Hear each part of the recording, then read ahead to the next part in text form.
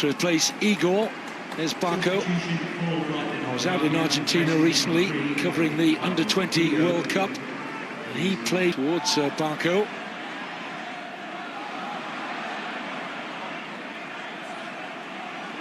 And Ciso.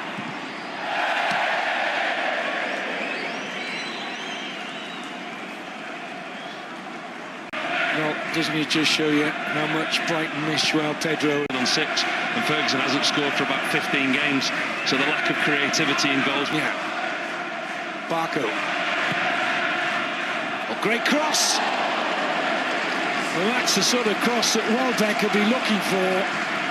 And the young Argentine whips his left foot into this.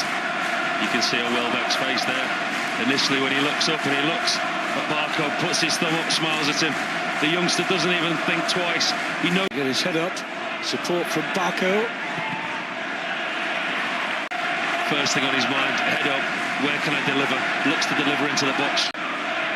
Is there a goal here for Brighton? Barco. Look how eager he is to. Barco.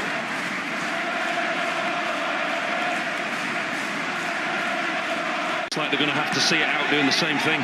So deep here, Wolves. Barco. He's done well again. Corner. Barco. In by Gross. Barco won't get to that. Additional time. Barco. How well has he played since he came on? He dropped for Barco. Wins another corner.